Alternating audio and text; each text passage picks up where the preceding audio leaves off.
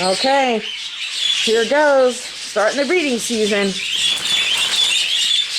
All the cages that hang here are out because they've been cleaned. This is going to get vacuumed with the leaf vacuum. 8 more cages to clean here. I'm going to be taking, and I also took out the cockatiel cage. There's the Fosters. So I'm going to be taking 2 of these cages out and putting in another cockatiel cage over here so that I can breed both pairs of cockatiels at the same time. There's my Fosters. This guy is, this little guy over here is sold. He's going off to Stelly in San Francisco in another couple of weeks. There's my Borks. One of my Borks has diarrhea. I can't tell which one, so they're in here getting treated. So they're going to get shifted to a clean white cage and put up top. And they'll take up space for as long as they need to until I get them sorted out. So I leave these cages with the hay in them because it catches dander.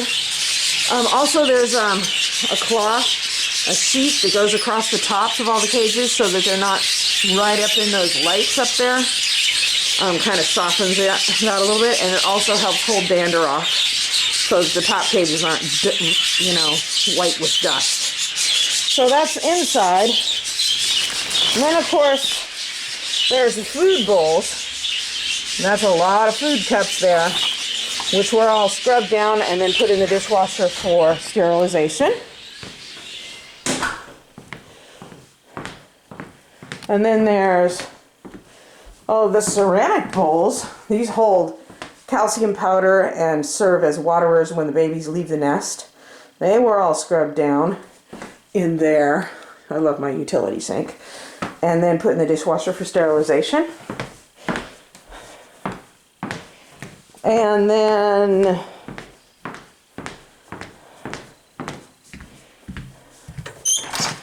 of course, every single nest box, and there's 25 of them, has to be scraped out of all of last year's debris, scrubbed down until there's not a single bit of bird poop stuck to the bottom of them, and then doused with bleach, and then turned upside down to dry for, days on end so that the bleach will evaporate.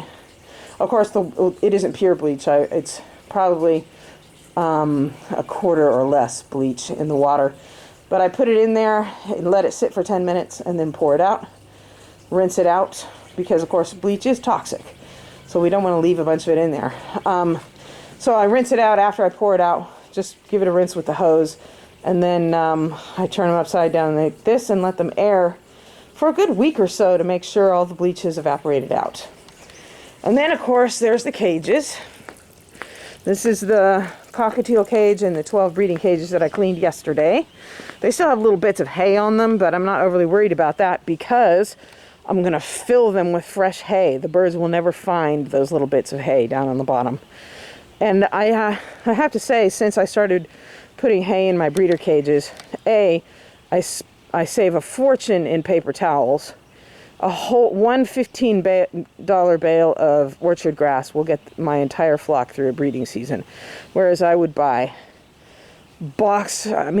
package after package of paper towels and end up spending a lot more on those. Because, a package of paper towels costs more than a bale of hay. So, anyway, there's one of the cockatiel breeding cages. The other one's broken down around the side of the house. I'm going to be eliminating my white cages. I hate the things because I can't see the birds inside of them. So I'll have one white cage left because I only have 17 black cages. I'm going to be using 18 breeder cages this year. So the Borks will move into one of those white cages until they're feeling better. And then I'll clean it out and shift it to parakeets. So some of these do still have perches inside of them because the perches came clean with my amazing spray nozzle. I love this thing. It has a little lever on it like a fire hose, and it blasts like a fire hose too. So I do not have to scrub the bottom of my cages anymore because I put orchard grass in them, and the poop never finds the bottom of the cage. So that's a blessing. But the perches do get poopy. The ones that are still in there managed to come clean with just the sprayer. These are the rest of them. And they're pretty clean. So instead of scrubbing perches individually, what I discovered belatedly is that you can put them all in a pile like this, spray them down, and just keep spraying them. And don't ever let them get dry.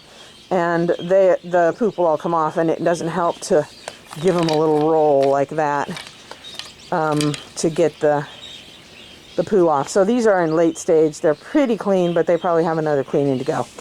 So for all of those who say, cool, I want 130 birds, remember that there's all this stuff going on behind the scenes called keeping them clean and healthy.